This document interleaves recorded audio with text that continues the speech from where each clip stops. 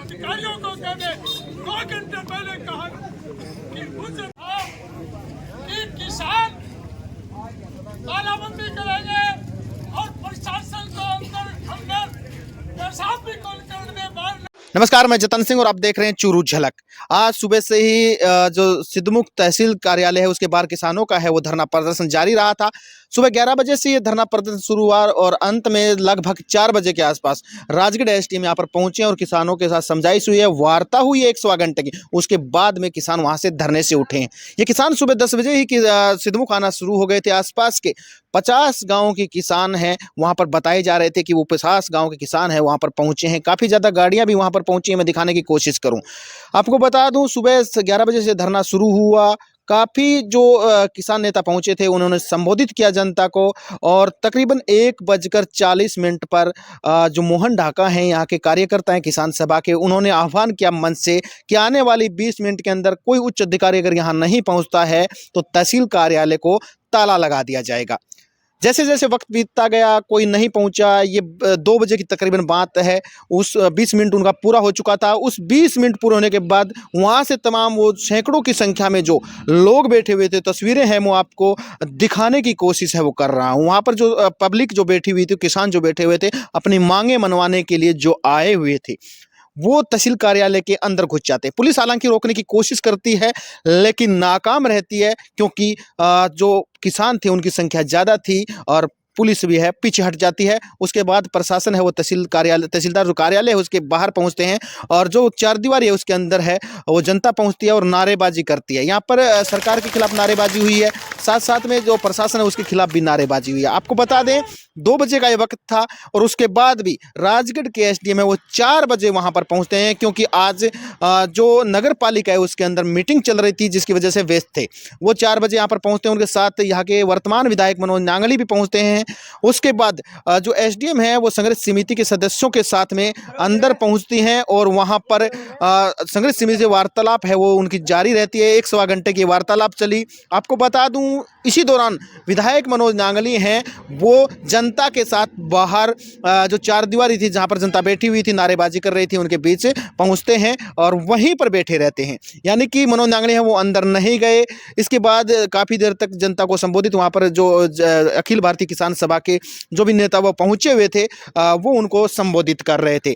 1 सवा घंटे की ये वार्ता चली। उसके बाद में संघर्ष समिति है वो बाहर आती है और बाहर आने के बाद में जो वार्तालाप अंदर हुई उसमें बताया गया है कि उनकी काफ़ी सारी मांगे हैं वो मान ली गई हैं। इसमें मैं बताऊं आपको फसल बीमा, नहर की किलाबंदी, बिजली, पानी और जल जीवन मिशन के तहत, जी हाँ, जल जीवन मिशन के तहत जो खुदाई हुई थी, पाइपलाइन जो डाली गई थी, उन पाइपलाइनों को वापस से सही नहीं किया गया। ऊपर से जो सड़क निर्माण था उसको सही नहीं किया गया है, इसकी मुख्य तौर पर मांग उठाई गई थी। हालांकि संघर्ष समिति ने यह कहा है कि इस पर संज्ञान लेते हुए एसडीएम महोदय ने कहा है कि उनको जो भी ठेकेदार है उसको कारण बताओ नोटिस है वो जारी कर देंगे।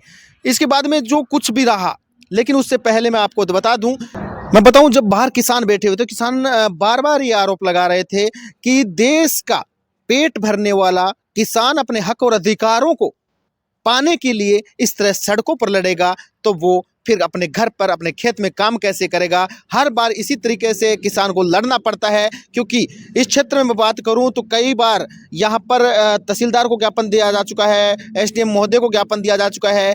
पीछे आपने देखा होगा पिछले साल जब कांग्रेस की सूबे में सरकार थी तो किसान है वो जिला कलेक्टर के सामने वहाँ पर धरने पर बैठे रहे। यहाँ पर राजगढ़ में तकरीबन 2 महीने धरने पर बैठे रहे। क्या किसान को इसी तरीके से अब आपको सोचना है, क्या किसान को अपना हक जो मांगने के लिए इसी तरीके से शासन और प्रशासन के सामने हाथ फैलाने पड़ेंगे? क्या बीमा कंपनियों के सामने हाथ फैलाने पड़ेंगे? क्या सरकारें बीमा कंपनी को पाबंद नहीं कर सकती? क्योंकि आपको बता दूं विधायक मनोज नांगली ने जिस प्रकार से कहा है, आज कहा है कि अगर किसान अपना फसल बीमा कटवाता है तो उसके लिए एक तारीख निर्धारित की जाती है। मान लीजिए 31 दिसंबर निर्धारित किया गया तो वो 1 जनवरी 2025 को अपना बीमा नहीं कटवा सकता।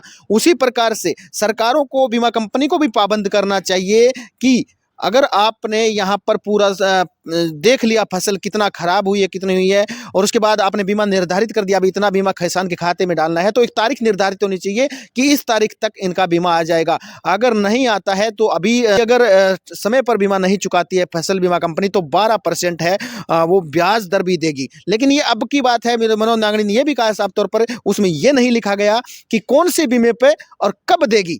लेकिन ये बड़ी दुविधा है, क्योंकि आज जिस प्रकार से हमने देखा किसानों को, किसान पूरे दिन, भाई बताऊं, दूर से चल के आने वाले किसान हैं तो शायद खाना नहीं खाकर आए होंगे, उनके घर में काम भी होता है, वो पशुधन भी रखते हैं, बहुत से काम होते हैं किसान के घर में, क्योंकि किसान के घर में साहब नौकर नहीं होता, उसे खुद अपना काम करना पड़ता है। तो किसानों की आखिर सुनेगा कौन?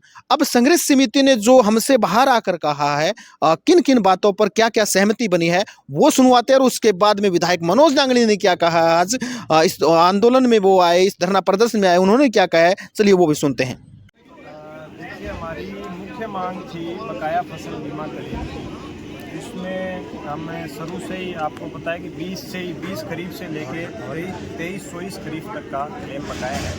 उसमें 2023-24 रबी का जो क्लेम है वो इस इलाके में कम बढ़ता है चने का, क्योंकि ज़्यादा इलाके में चना बोया हुआ था, और गेहूँ और सरसों का क्लेम बढ़ गया है। और वो पीछे 9 तारीख से तहसील पूरे चूरू ज़िले में आना शुरू हो गया है। और हमें उम्मीद है कि जिन भी पटवार मंडल, हालांकि कम बनता है, जिन भी पटवार मंडल का बन रहा है वो शीघ्र ही किसानों के खातों में आ जाएगा।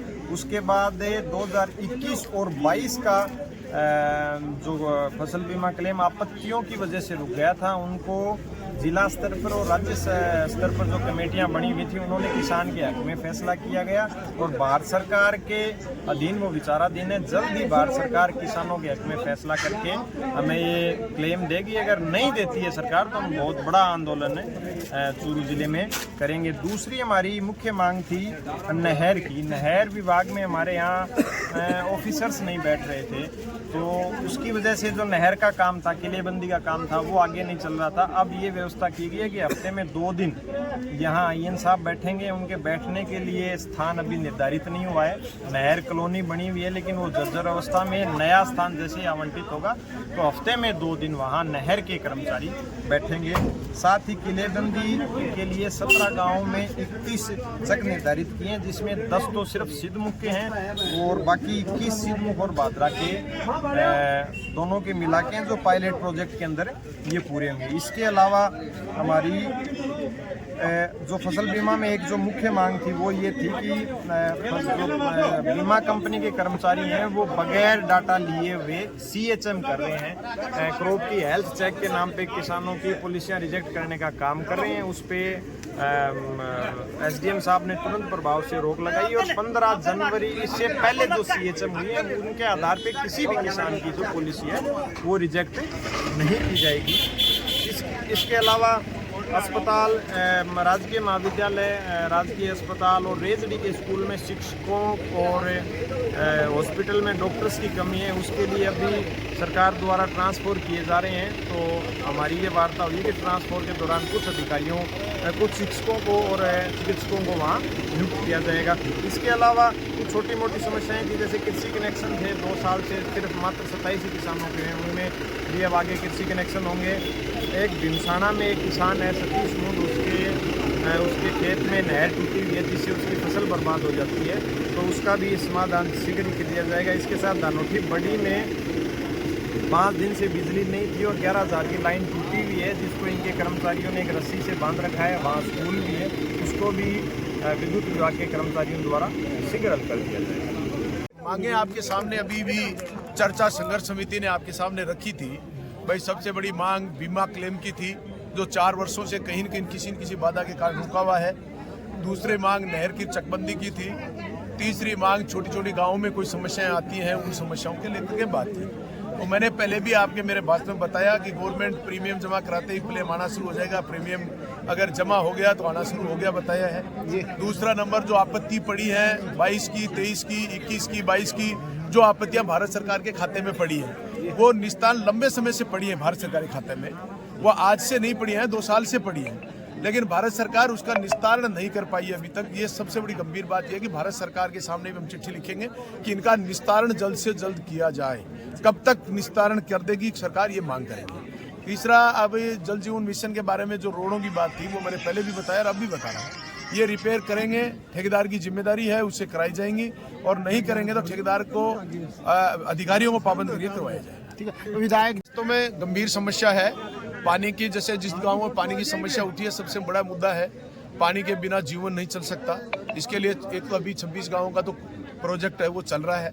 जल जीवन मिशन का प्रोजेक्ट है वो संपूर्ण नहीं हो पाया, वो भी अधूरा पड़ा है। गाँव में कहीं लाइन जोड़ दी, कहीं तोड़ दी, चल रहे हैं रूटीन में, कहीं संपूर्ण नहीं हो पाया। इस कारण पानी की गंभीर समस्या है। इसको हम मॉनिटरिंग कर रहे हैं, हमेशा इसका ध्यान रखते हैं, समय समय पर बातें करते रहते हैं। बिजली की बात जहाँ तक है, बिजली की टेक्निकल समस्याएं हैं वो तो एक अलग चीज़ है, कभी रिपेयर का है या कभी कोई क्षतिग्रस्त हो गया। रूटीन में जो बिजली की समस्याएं हैं उनको हम 24 घंटे मॉनिटरिंग करते हैं। हर किसान की, हर व्यक्ति की, उपभोक्ता की बात सुनकर समाधान करने का प्रयास करते हैं। बिजली विभाग सर्वे समितियों मारो आज सारो बयान सुनो सो मुड़ गयो, बिमेंगिन ओरगिन किलाबंदी की सब बात शादी और बात पूरी होगी। कब तक करा देगा ये? 20 तारीख तक। 20 तारीख तक। हाँ। और 20 तारीख तक नहीं कराया तो फिर आगे फिर धरना जारी है। धरना आगे करोगे? हाँ। ठीक।